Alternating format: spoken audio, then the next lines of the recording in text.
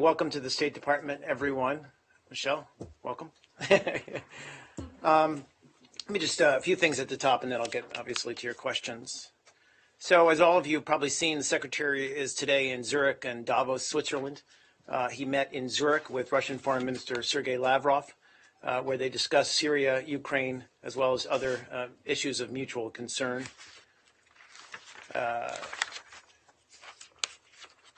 Secondly, I just wanted we were getting details, a little bit more details about, in Afghanistan, a suicide attack on a bus in Kabul. We strongly condemn the suicide attack on a bus carrying media professionals and journalists in Kabul, Afghanistan, and express our condolences to the families of those killed or wounded. Freedom of the press is a cornerstone to democracy, and despite such attacks, the vibrant media landscape that has developed in Afghanistan over the past 14 years will endure. The international community's commitment to the Afghan people and our goal of a lasting peace in Afghanistan will not be shaken by such attacks. And obviously, I wanted to just speak briefly. You saw a statement we put out earlier on the horrific attack in Bacha Khan University in Charsada in Pakistan. We offer our deepest condolences to the victims and their families during this time of grief. This was, again, a particularly appalling attack that the terrorists carried out yet again on an educational institution, clearly targeting Pakistan's future generations. The United States stands with the government of Pakistan and their efforts to create a secure, stable, and prosperous country, and we will stand side by side with Pakistan in its ongoing fight against terrorism. That's all I have for you at the top, guys. Over to you, Brad. First, on the meeting in Zurich, Sure. Was there any understanding reached on whether the talks can go forward on the 25th as planned, the Syria talks, or are they going to be delayed? Sure. I mean, obviously, they talked about plans for the UN-led negotiations between Syrian parties on January 25th and stressed the importance of maintaining progress towards a diplomatic and political resolutions of the crisis in Syria. John spoke a little bit about this yesterday as well. I mean, our expectation is that the talks will take place on January 25th.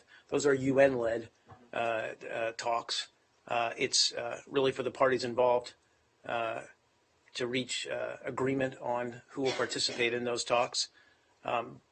But we still want to see them take place on January 25th. And I think it's the Russians' sentiment as well. You, of course, have to ask them. But clearly, that's the date we're still looking toward. So the Syrian opposition appears to have picked a delegation.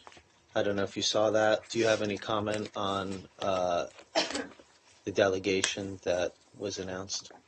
I don't. I haven't seen the makeup of the delegation. But, I mean, look, we've been very clear, Brad, that this is something for the Syrians to determine themselves.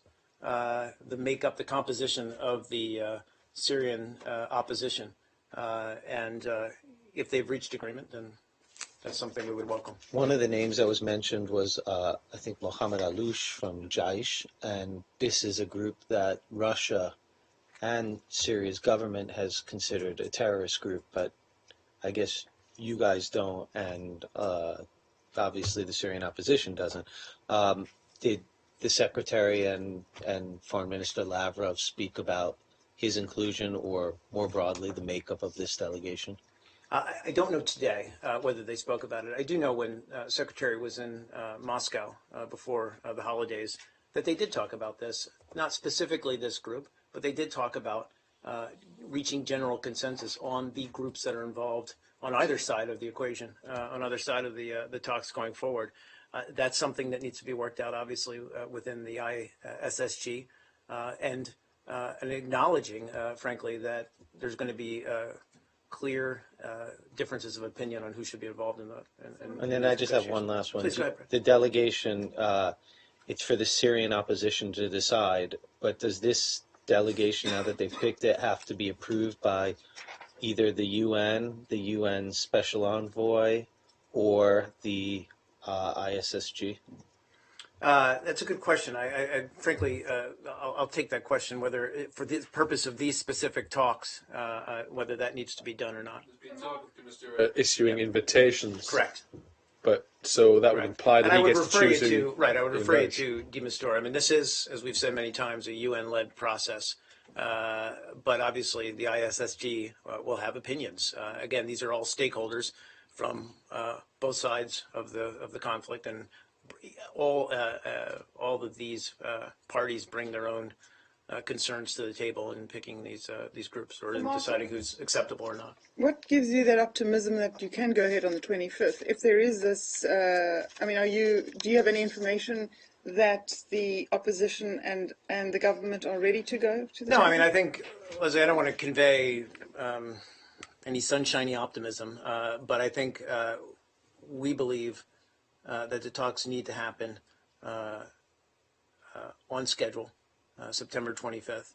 We still think, and again, for a lot of obvious reasons, we want to keep momentum going.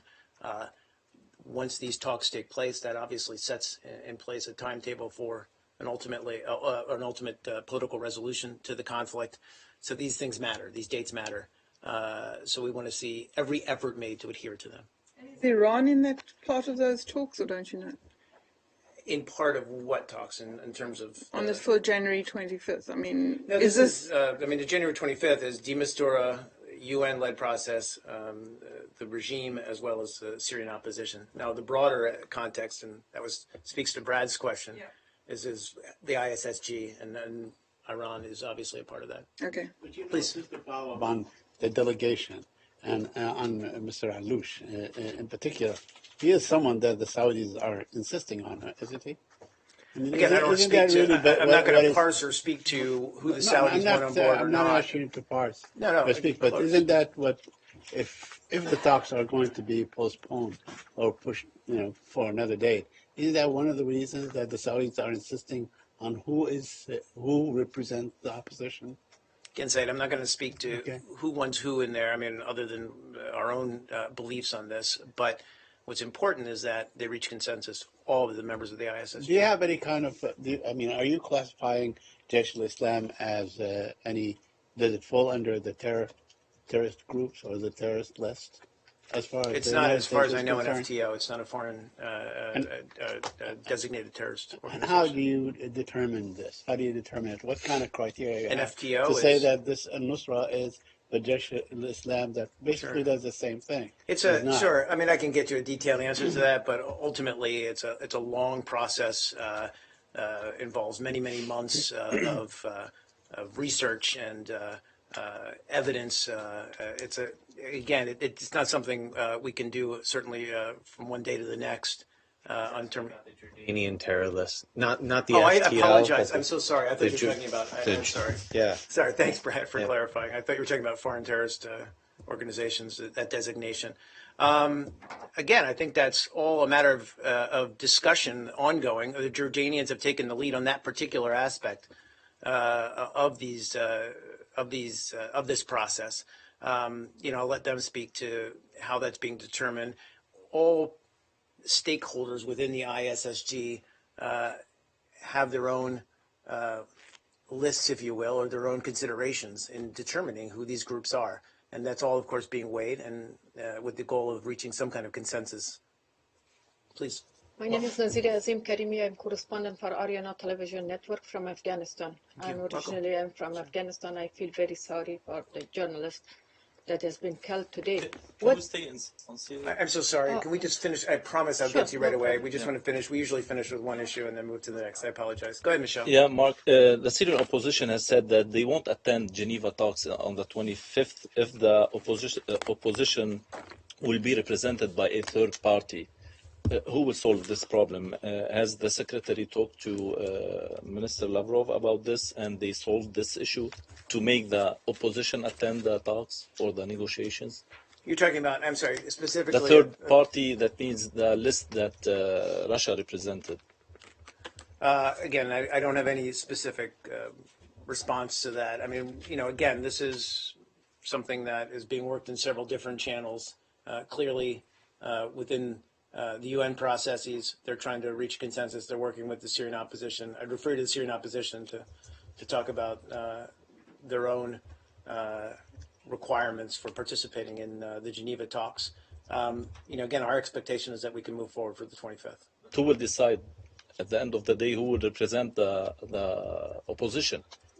Who will decide? Again, that's part of the process that's taking place in the run-up to the talks in Geneva, determining who represents and that's the High Council, the Syrian Council of the opposition that is making those determinations. Who is on that list? And did the secretary solve this point with Lavrov?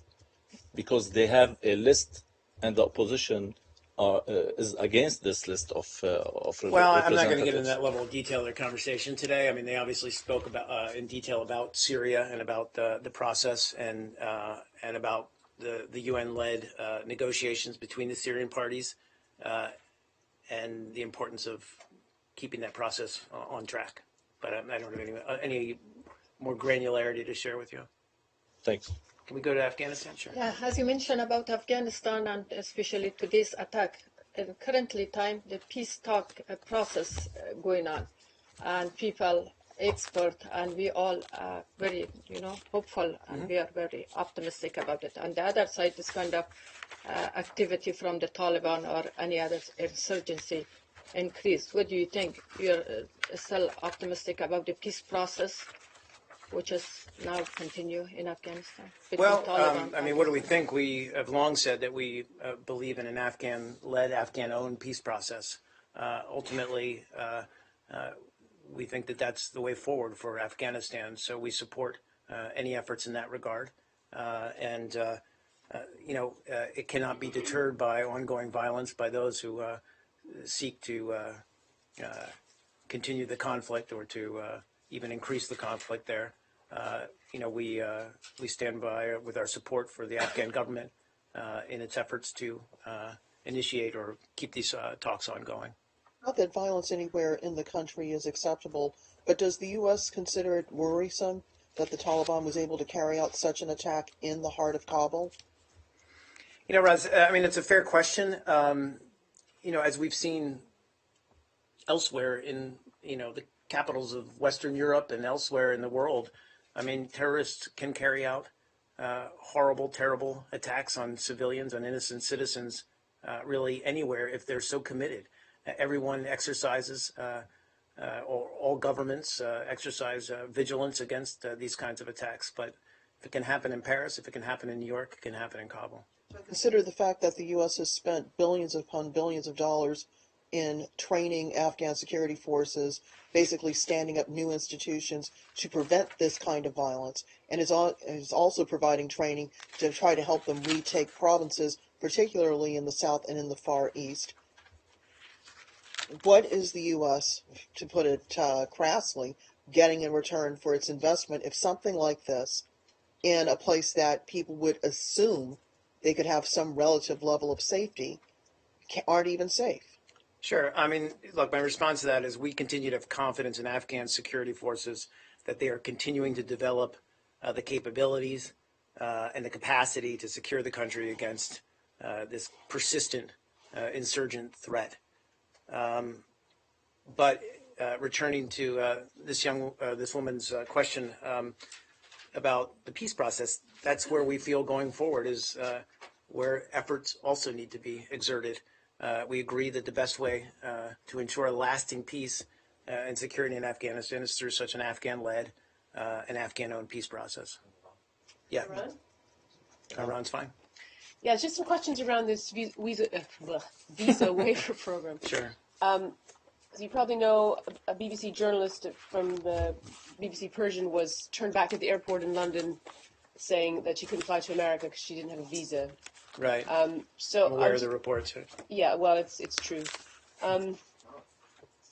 Just a question about Mr. Kerry's letter to the Iranian foreign minister. He said that the new visa requirements wouldn't interfere with Iran's business interests. Does that mean anything for dual nationalities in Europe, like people who are not specifically related to a business deal with the U.S.?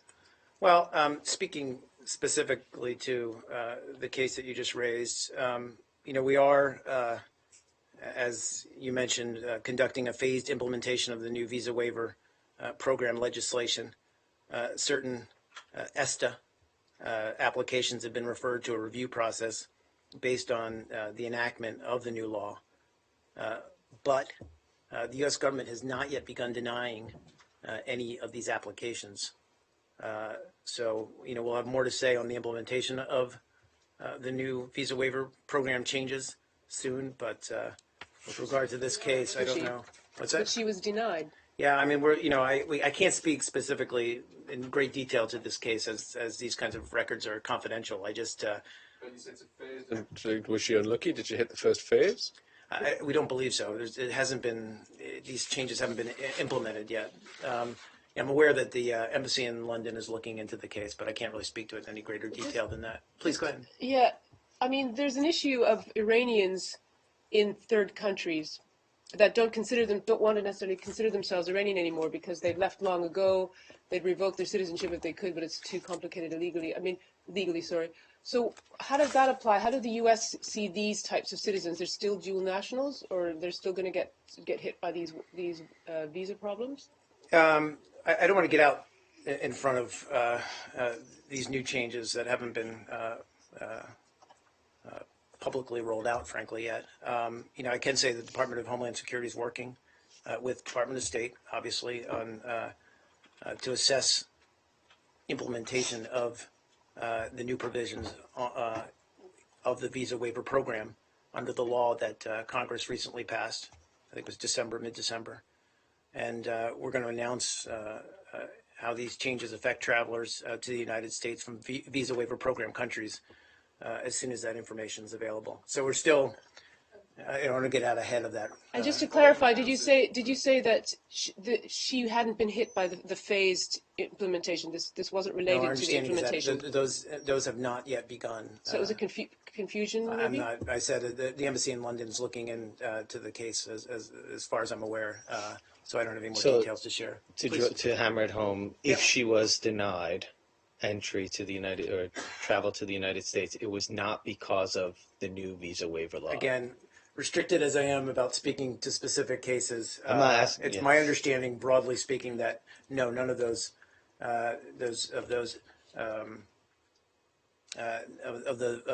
new provisions to the visa waiver program have been enacted yet or been implemented yet.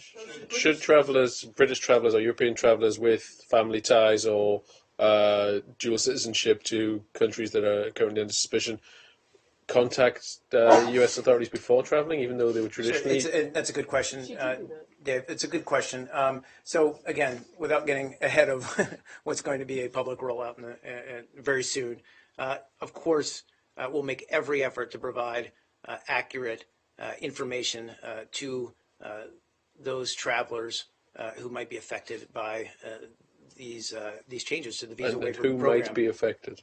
What? Which one travelers? Again, I can speak to. There's certain categories, as you mentioned, dual citizens. But these are categories of the new law, which you say hasn't been implemented yet. Correct. I said once we do. Sorry, was I right? No, but I'm saying right. You're going to roll out publicly what the new system is. Right. In the meantime, there's at least one person being turned back already. Again, I'm unclear. Again. Would it be worthwhile in the interim waiting the public announcement of this law for these travellers to take precautions to find out in advance? We would always encourage any traveler with questions about their eligibility for visa waiver program travel, certainly to call their embassy in their respective countries to get details on how their travel might or might not be affected as a general rule. Iranians. And that would affect, yes, anybody who might be affected by these changes. We stay on around. We have Michelle in the back. I'm sorry, Michelle, go ahead. Because the online, it says that the Department of Homeland Security has begun implementing changes to the traveler eligibility, but then it says this Department of Homeland Security is going to announce those changes, and then it goes to the link, and then it doesn't give those changes. So who should be calling up their embassies? I mean, what are you advising people to do? So normally, Michelle, how this would work, and again, speaking hypothetically, because this has not been rolled out, but any initiative to this scale that affects overseas travelers to the United States even if it's a Department of Homeland Security lead on it, we would work through our embassies. They would be provided with detailed instructions and as well as make themselves available to accommodate any changes or any aspects of the new law that would affect travelers. So if people are affected, if they cannot participate in the visa waiver program, our embassies, our consulates in those countries affected by this will certainly make themselves available to provide them with regular visa processes. And have you seen people, I mean, have people already applied for this special visa? Again, there's no special visa. So we have. I know you, but you have it's to okay, go- Michelle. It's okay. It's so I can speak broadly about. So there is the visa waiver program, Right. that is applied to. I don't have a specific number of countries around the world. Certainly Europe, many countries in South America, Asia, where people can simply travel without a visa to the United States. They're enrolled in the ESTA program. Their details are known to us within the U.S. government. It's not that they aren't vetted at all. They certainly are. Any traveler to the United States is, but it's a simplified process by which they can get on a plane and travel to the United States. What we're talking about is a subset of people who would have to apply for a regular visa to travel to the United States, which frankly is not that arduous a process. It involves a bit more background checking, a bit more procedural details, but something that can be turned around in a matter of days.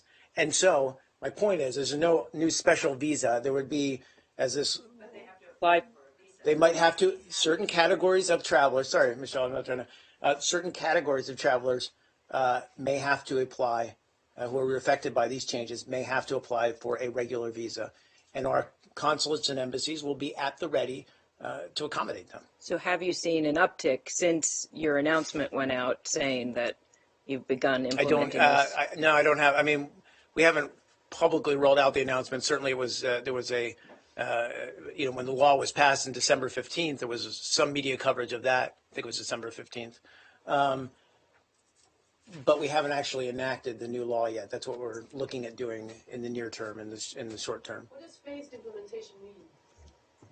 Well, I mean, what do you? I mean, it just because means this we're is not not- going it's to do not- from it- day one to day Right. two. We're not going to just suddenly, we're going to. I mean, I'd actually refer you to the Department of Homeland Security to speak about what that means in But the terms first of these phase aspects hasn't of the begun law. yet. My understanding is it has not begun, or they have begun reviewing some of the different categories, but no determination's been made yet. Okay. Let me just check on Stopped that. anyway. website says it has begun. That's what I'm saying, but no. Again, what I said at the start was certain ESTA applications have been referred to a review process based on the enactment of the new law. That would be part of the phased implementation, but the U.S. government has not yet begun denying any of those applications. Huge mistake. I don't know what. I honestly, Barbara, I don't have the specifics of her case, and if I had them, I couldn't speak to it. I'm sorry. We'll move on. Yes. Still on Iran. Yeah.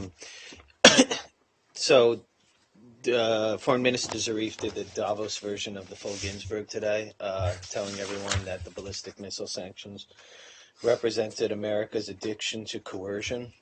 You have a response to that? Well, my response would be, something we've said all along, which is regardless of the progress we've been able to achieve in reaching and implementing the JCPOA, we still have a long list of concerns about Iran's behavior, about beginning with its dismal human rights record, but it also remains a designated state sponsor of terror, and it has a missile program that we consider a threat to the region, to our allies and partners in the region. And so we've said all along that regardless of the sanctions relief they get under the JCPOA, we're going to retain the right and the ability to sanction them on their ballistic missile program. Given that you negotiated over their nuclear program and you turned away from coercion in that effort, might you be willing to negotiate on their ballistic missile activity? and turn away from coercion, the coercive effort of sanctions? Well, look, I mean, broadly speaking, you know, the JCPOA was a significant accomplishment in the fact that it achieved diplomatically what many considered an impossible goal of getting them to or turning off all of the 4 pathways they would have to acquire a nuclear weapon. So, you know, I don't want to exclude any possibilities for those kinds of discussions going forward. I think we need to be very cautious, though, in predicting some kind of broader sea change in Iran's behavior. So we'll wait and see how they conduct themselves. If you want to have to, Go ahead, Brad. I'm sorry. No worries. Go ahead. Brad, you're going to follow up or no? Go on. Go ahead. I'll Go ahead, come Zach. back. He's here. He's not leaving. No, go ahead. Got some Iran questions as well. Today, the commander of the Basij force spoke about a $1.7 billion bribe to get these Americans, spies, as he put it, out of Iranian prison. Do you consider that the $1.7 billion that was paid under this Hague settlement was a bribe? No. There was no bribe. There was no ransom. There was nothing paid to secure the return of these Americans who were, by the way, not spies. You know, we've spoken to this in the days after their release on Sunday morning in great detail about how this process worked, that there was this consular channel that was opened up to secure the release. You know, what took place in The Hague, the funds that were transferred to Iraq were part of a separate arrangement we agreed to with, did I say Iraq? I apologize. Thanks, Dan. Agreed to with Iran related to the U.S.-Iran Claims Tribunal at The Hague. Well, why did it come out then on the Sunday within hours of the release of the Sure. 4 of the 5 Americans? Sure. Well, I mean, look, again, even though it was concurrent, and I acknowledge that, it was done on its own merits. This was a good deal for the American people. This is a long-standing mechanism that was put in place, I think, pursuant to the Algiers Accords in January 19th, 1981, and was set up specifically to resolve claims between the two countries and their nationals against each other. And so a large number of claims still remain to be resolved. But this settlement is one of a series of claims that we've been discussing over the last couple of years. And these kind of discussions on other settlements are going to continue into the future. So, you know, I can't, again, it was,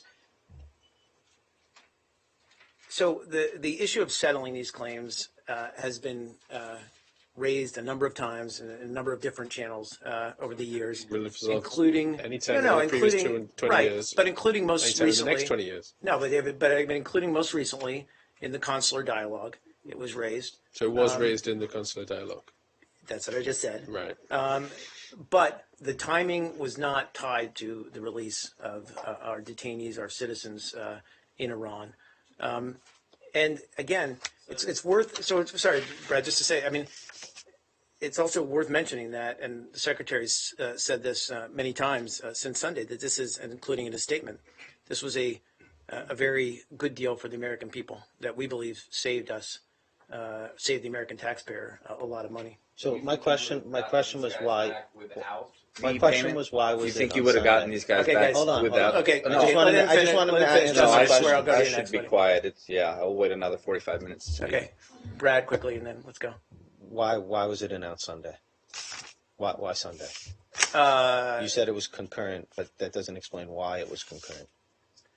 Well, no, I said, sorry, you're saying why was it announced on Sunday? Because that's when we had timed the announcement on Sunday. I mean, there's a different process here, Brad. I don't know what you're pointing to. I mean, it was.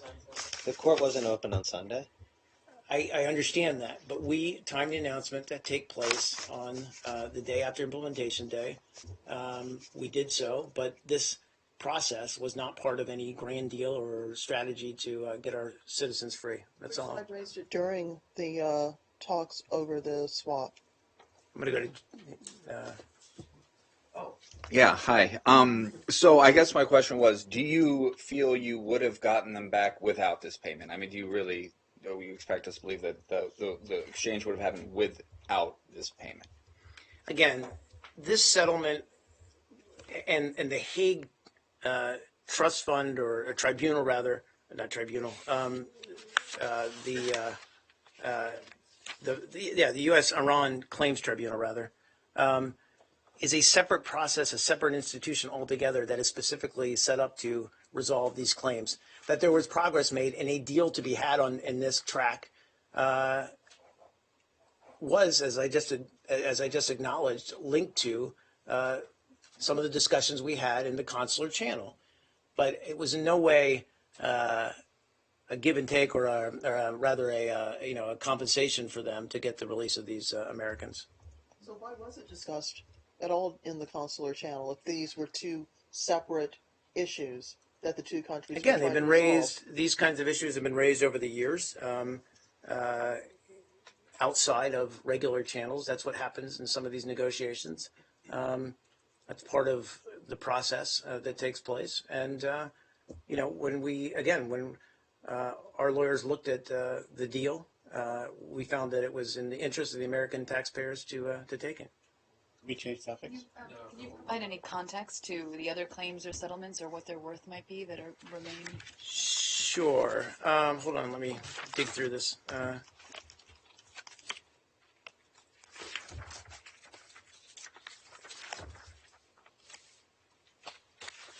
Apologize, I have it somewhere here.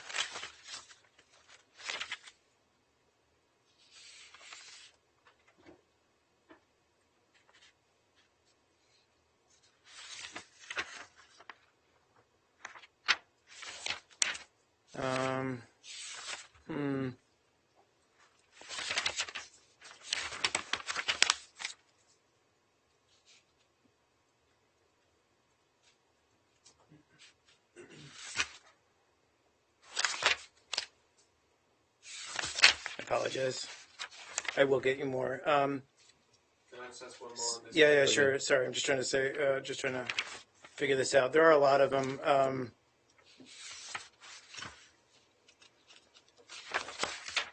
Apologize. I know I have it somewhere in here.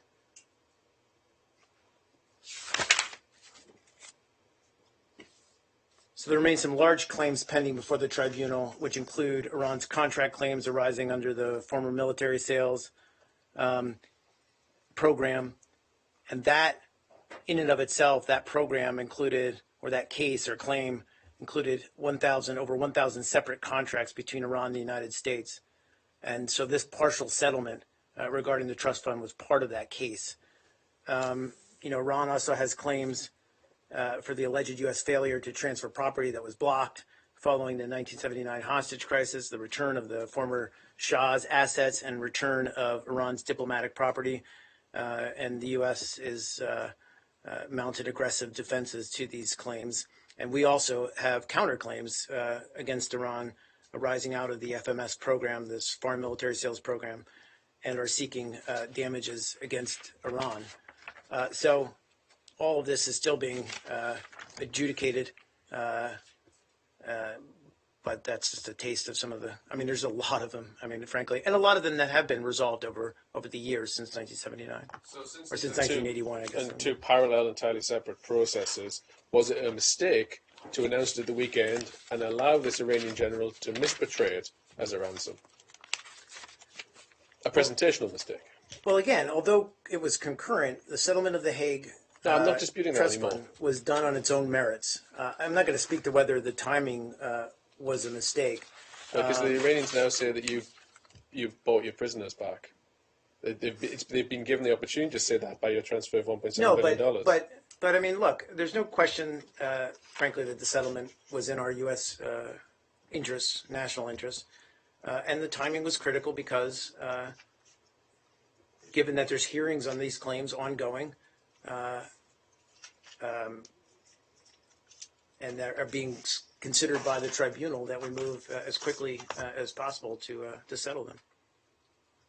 Say, sure. Yeah, change One more, topic. yeah. One morning round. Yesterday, you were asked if the secretary had spoken to Foreign Minister Zarif at all about the missing Americas. It wasn't you. No, it was Kirby. In Iraq, Yep. and he seemed a little confused by the notion. But I was wondering if you were able to check on that and whether he has indeed raised the issue with Foreign Minister Zarif. No, Brad. Thanks for asking the question. All I can say about this case, and again, I'm restricted in what I can say under the Privacy Act waiver, which we do not have for any of these individuals. But obviously, their safety, their security is our highest priority. We're working closely with the Iraqi authorities on this case, on this matter, try to locate and recover these individuals. Security Act does not prevent you from saying whether the case of unnamed Americans was raised. You said it time and time again with individuals who just were released for whom you did not have Privacy Act waivers and who you identified by name. So that I'm just asking, yes Sure. or no, has Kerry raised this with Zarif? I'm just not going to answer that question right now. We're pursuing every possible lead in this case, working in conjunction with the Iraqi authorities. Please say. Are we going on the Palestinian-Israeli issue? Yep, sure. I know I think so, John responded at length to the comments made by Ambassador Shapiro yesterday, and he also commented on the report by Human Rights Report. But and your position on the settlements.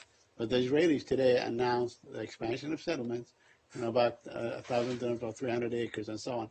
And my question to you, not pertaining to your stance on the settlements, which is quite clear, but it seems that the Israelis, every time there is a report or there is any criticism by you, by the Europeans, they go ahead and they just, like poke you in the eye and just take more land and expand the settlement. Is that a pattern that you see? I don't know if it's a pattern, Saeed. I mean, we're obviously aware of the reports. No, I know. Look at it and you can see it every time. Yeah, you're referring to the decision, the Defense Ministry's decision to declare some 400 acres in the Jordan Valley as state land. And that obviously appears to be, as we've seen before, a step towards building settlements in that area. I don't know if it's a pattern. I feel as though I sound like a broken record, but we strongly oppose any steps that could accelerate settlement expansion. And we believe they're fundamentally incompatible with a two-state solution and call into question, frankly, the Israeli government's commitment to a two-state solution.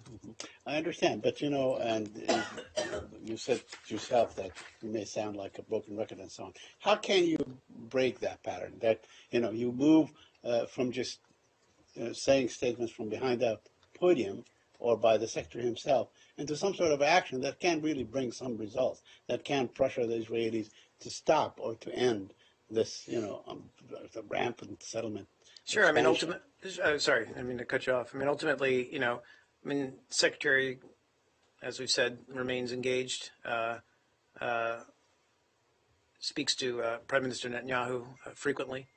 But ultimately, this is up for the two sides, or both sides rather, to demonstrate with actions and policies a genuine commitment to a two-state solution. So, we want to see a de-escalation. We want to see affirmative actions on either side that, as we said, can create an environment where we can talk about moving forward in the peace process. Up to now, we've not seen it. But surely you agree that only one side takes land for settlements and expansions and so on. The Palestinians don't do that, right? You can't blame both sides for the expansion of settlements. Well, but we've seen, the violence carried out by Palestinians. That is an issue that is independent of the settlements. I'm talking about the settlements. What can you do to basically, exert some sort of real tangible pressure on the Israelis to at least slow down the settlement process? Say it's something we've talked about many times in the past, and I agree it's a difficult challenge. Obviously we make it clear our disagreement publicly, and the fact that we believe that this is counter to any effort to achieve a two-state solution. It's detrimental to that process. And we say the same thing privately in our discussions with the Israelis. Please. Hey. There's a high-level meeting today at the state regarding the religious freedom on Saudis. Do you have any readout? Is that a routine meeting? I think you're talking about, there was a meeting with Ambassador Saperstein. Yes, I guess. With a delegation of Saudis. So Ambassador Saperstein and other State Department officials met with a delegation of Saudi officials this morning to discuss a variety of issues related to religious freedom. And these discussions addressed, again, they're ongoing or they just concluded, but my understanding is that they addressed the importance of freedom of religion, including the freedom to worship, the value of religious diversity for all individuals in Saudi Arabia, and the role of Saudi Arabia's Human Rights Commission. Is the meeting with Ambassador Saperstein part of the preparation for the annual report on religious freedom? No, those processes are separate, and the same with our human rights report. Those are done for a lot of reasons, partly for the sanctity of the process or sanctity of the material or content that they report. Those processes are done separate and apart from any discussions we might have. But certainly, this is part of our relations with Saudi Arabia. We're able to, obviously, they're a close partner in the region, and we consult with them on a lot of regional issues, from Yemen to Syria. But we also talk to them about difficult issues like religious freedom and human rights. Please, sir, in the back. Thank you, sir. This is Jahan Zaib Ali from Airby News TV, Pakistan. Hey. Sir, one of the university in Peshawar, in Charsada, in Pakistan, have been attacked in the morning, and more than 20 students have been killed. One of the assistant professors have been killed. While our Airby News Bureau office in Islamabad also attacked by the terrorists, they claimed that they were the member of the ISS Afghan chapter. So first, I request you for your comments on these incidents, and secondly, how much you are concerned about the presence and establishment of ISS in Afghanistan and Pakistan. So I did, at the top of the briefing, I did speak, you're talking about the attack on Bacha Khan University, yes. So we've issued a statement about this, and I also spoke to it briefly at the top, just offering our deepest condolences to the victims and their families of this horrible tragedy. The fact that it's yet another attack, a terrorist attack on an educational institution is particularly appalling, as though they were targeting the future generations of Pakistan. You spoke about, I'm sorry, I didn't hear you said that. Our Airby News Bureau office in Islamabad was attacked by the terrorists. They claimed that they were the member of the ISS Afghan chapter. I apologize. Sorry, Leslie sneezed in an opportune moment. Should I repeat? No, you said ISS? Yes, ISS. ISS Afghan chapter claimed the responsibility for attacking our news office bureau in Islamabad. And secondly, how much you are concerned about the presence of ISS in Afghanistan and Pakistan? Well, I mean, look, we're concerned about, obviously the ongoing threat of terrorist organizations in Pakistan. We've said many, many times that no one suffers more from terrorism than the people of Pakistan, the government of Pakistan, and we're committed to working with them to address how we can combat these terrorist threat, whether it's ISS or other groups that are active still in Afghanistan or in Pakistan rather, going forward. And we remain committed to helping the government address these and so there is a special group working for the peace process in Afghanistan. U.S. is a member of that special group. But we have seen recently that Taliban intensified their attacks against us civilians and including the security personnel. And you know about it, that White House staff's calling Taliban as terrorists. So, I mean, how much you are optimistic about this peace process? I mean, Taliban are not stopping their barbaric attacks against the civilians. So how much you are optimistic about this peace process? I mean, I think we're clear-eyed in our assessment of the challenges that continue to threaten peace and stability in Afghanistan. That said, these are challenges that we believe Afghan security forces are developing the capacity and capability to confront. And ultimately, we feel that the best way forward is for an Afghan-led, Afghan-owned peace process. We welcome Pakistan's involvement and support for this process, but that's ultimately what's going to, we believe, end this ongoing conflict in Afghanistan. Go ahead, Jess. Do you have any update on the 3 missing Americans in Iraq? Can you tell us? I just spoke to this earlier. I don't have. No, I'm sorry. It was asked earlier. We don't have Privacy Act waivers on these individuals. All I can say is we continue to work diligently with Iraqi authorities to locate their whereabouts. Obviously we take their security and safety very seriously, but I don't have a lot more to add to it. I'm sorry. What specifically is being done to look for them? Well, I mean, we're working on the ground with with Iraqi authorities. I don't have details to lay out as far as the investigation into their disappearance. Again, I'm restricted. None of these individuals have Privacy Act waivers, so I'm somewhat restricted in what I can say, but I can try to get more detail in how that investigation is going. Can you confirm that they were kidnapped by by a certain militia that is close to Iran? I cannot. Okay, let me just ask a couple of other things on Iraq, if I Sure. may. Okay. ISIS or Daesh destroyed the oldest church in Iraq. It was St. Elias Church in Mosul. And my question to you is, the longer you wait, or the Iraqis wait, to liberate Mosul, the more likely that we will see a destruction as we've seen in Ramadi and Mosul?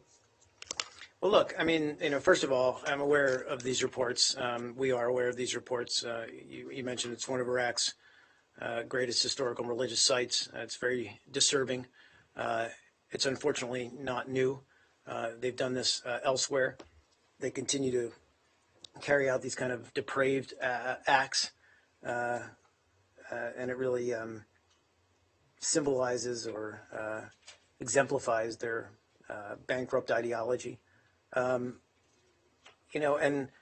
as we work to confront, destroy, degrade ISIL in Iraq and in Syria, we obviously our concern is for the people who are under their rule or their threat.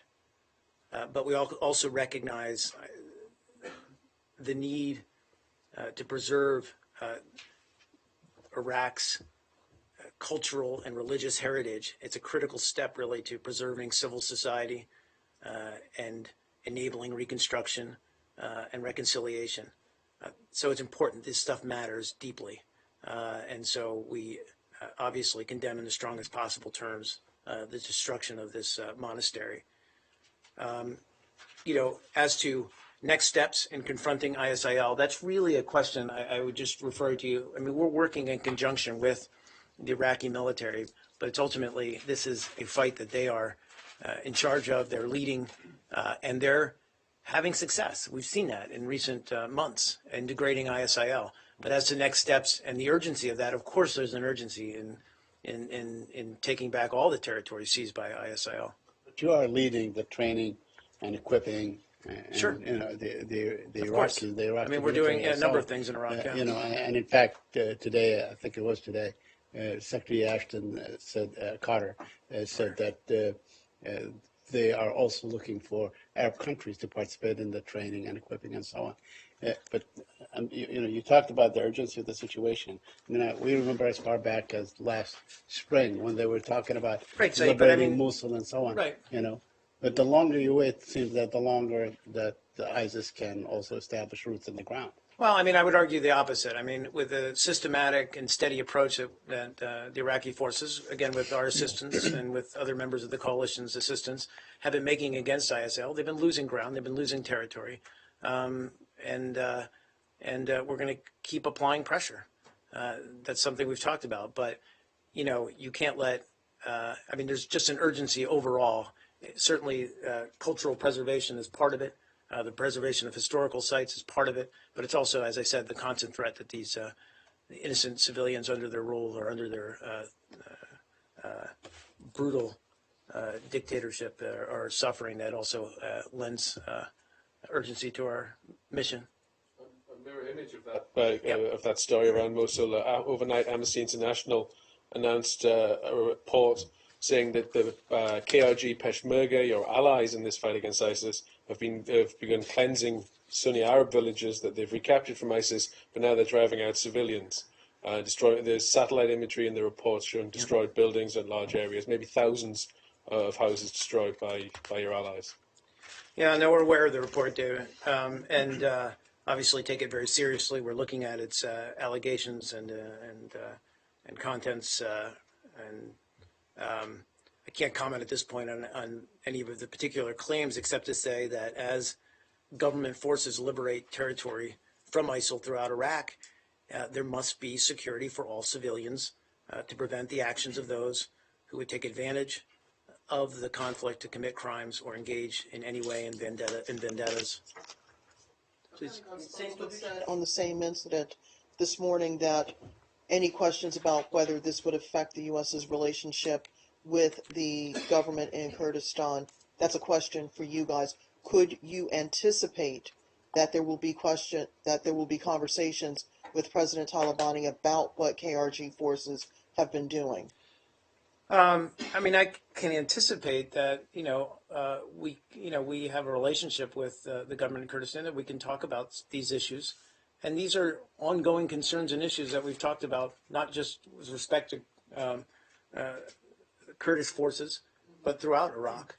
And frankly, the new government in Iraq has, we believe, made an effort as these new territories are liberated from ISIL, to bring back stability, reconstruction, to rebuild hospitals, schools, etc., and so that people can return and feel safe in returning to these liberated areas. That's absolutely a key component of our strategy.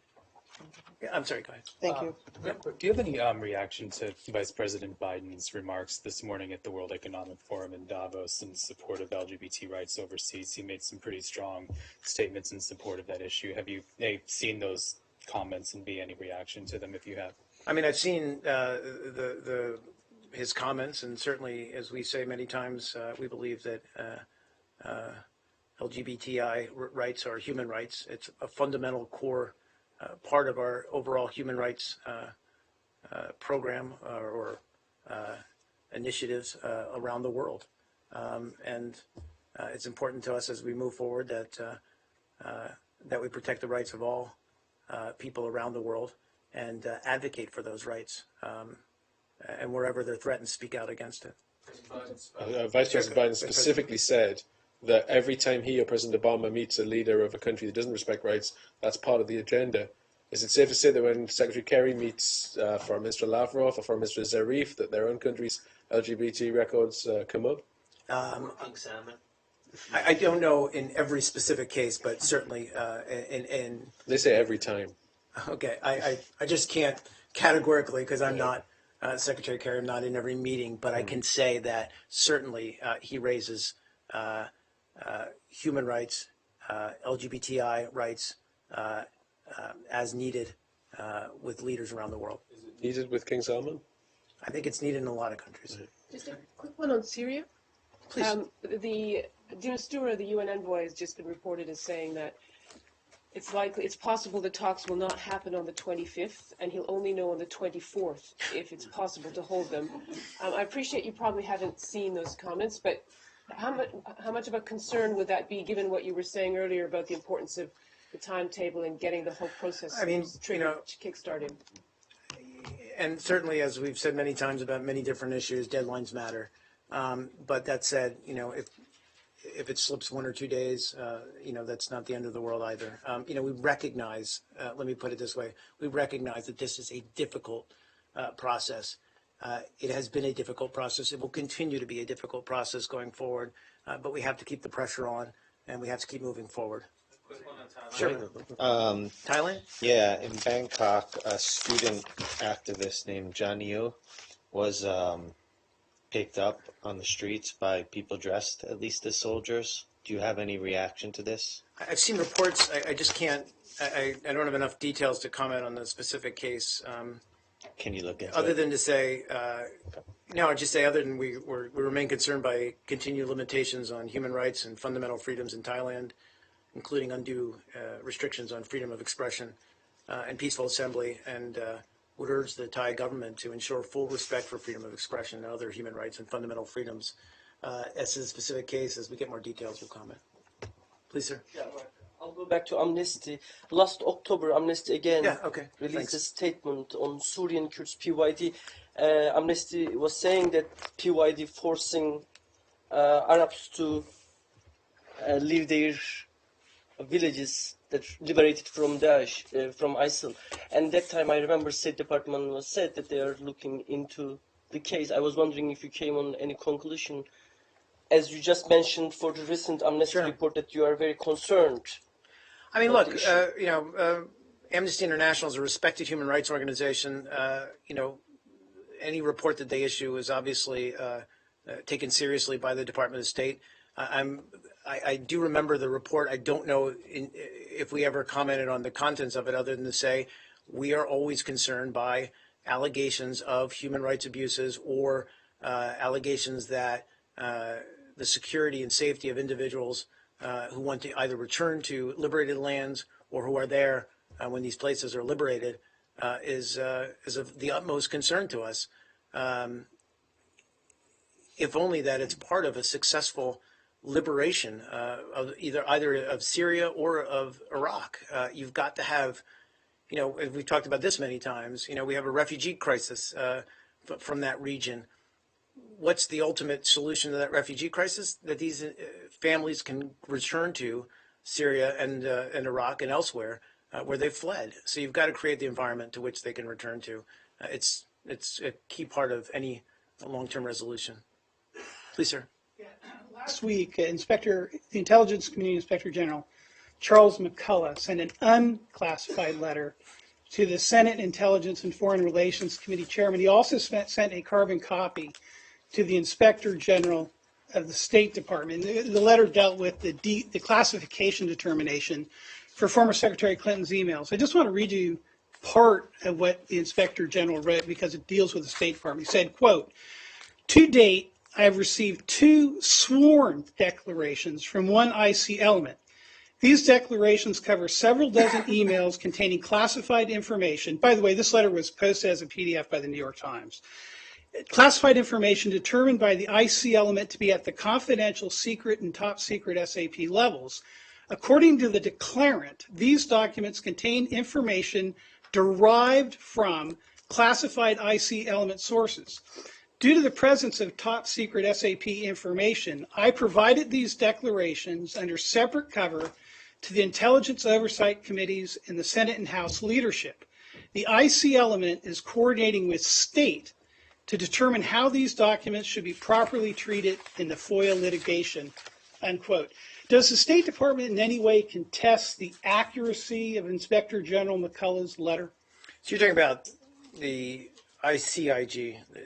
Right, this is Inspector General Charles McCullough. He sent this letter to, among others, the Inspector General of the State Department. This letter was posted as a PDF by the New York Times. Sure. Okay. Yeah, no, I just wanted to make sure I had the specifics right. Look,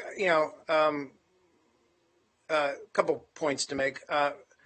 We here at the State Department are focused on, and we've said this many times, we're focused on and committed to releasing former Secretary Clinton's emails in a manner that protects sensitive information. We take this very seriously. We've said repeatedly that we anticipate more upgrades on these emails throughout our release process.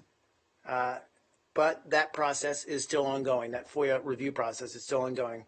Once that process is complete, if it is determined that information should be classified as top secret, we will do so. Well, do you contest the declared statement, the sworn statement by this officer of an intelligence community element who says there not only were classified information, there's top secret SAP information in Hillary Clinton's emails?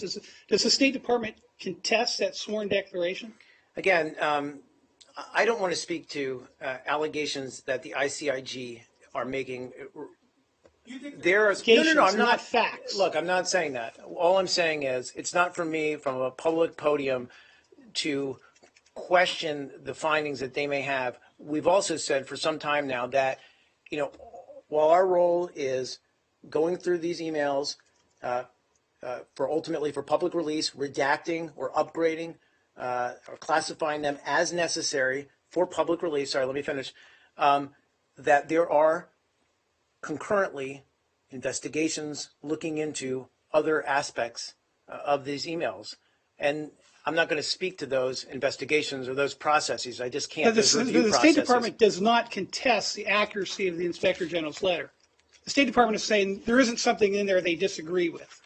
Well, I mean, look, I can't speak specifically to what he's referring to. I don't know specifically what the emails they are referring to. What we've said in the past, and we've talked about the difficulty in determining classification, that it is, and we in fact invited the IC into this process. So we have people working as we review these emails from the IC, integrated into our overall team. But these are going to be discussions that we're going to have within this group, within the interagency, determine ultimately the classification of these emails. Ultimately, so I just want to clarify something. Yeah. According to the Inspector General's letter, he said, quote, I received 2 sworn declarations from one IC element. So someone under oath in a U.S. intelligence community element said the information that he got, which included that some of the material was confidential, secret, and top secret SAP. It then says that according to the declarant, these documents contain information derived from classified IC element sources. Is the State Department simply saying that this person's sworn declaration about the classification of these materials may not be correct? No, I mean, I'm not going to speak to the specific allegations from this podium. What I can say is that as we continue to go through these emails, we're going to look at what among these emails must be upgraded or classified going forward. But the letter says derived from classified IC element sources. Right? Is the State Department contending that this information, which came from a person who is sworn, that it may in fact not be correct? No, I'm just saying that we're looking at this. We're still going through these emails, preparing them for public release through the FOIA process. If it's determined that any information needs to be classified. So right now the State Department does not agree with this IC element, that these in fact were derived from intelligence community sources. All I'm saying is we're continuing the process. We're looking at these emails. I'm not going to speak to what they've found one way or the other. That's all I can say. Okay, because it says that this IC element is coordinating with state to determine how these documents should be properly treated. So this element, they're coordinating. Well, I spoke to that. I just spoke to that. The fact that there are IC elements working within our FOIA processing unit. It says the IC element. So the State Department may not agree with the sworn under oath declaration of this element of the U.S. intelligence community that this information was classified and derived from IC sources. Again, I'm just going to leave it where I left it before. Okay? On that, sure, so when you do eventually release these emails in question, under your FOIA release standards, you will be required to make some sort of final assessment, whether it be based on the intelligence community or wherever, of what the classification ultimately is. Yes. So how do you handle a top secret email in a FOIA release? Do you just, I assume you redact the whole thing and then you tell us that it is top secret? Yeah. How do you mark that? I don't know. Right. So you've seen thus far in some of the emails that have been upgraded, they're just, the portions that we believe are sensitive are redacted.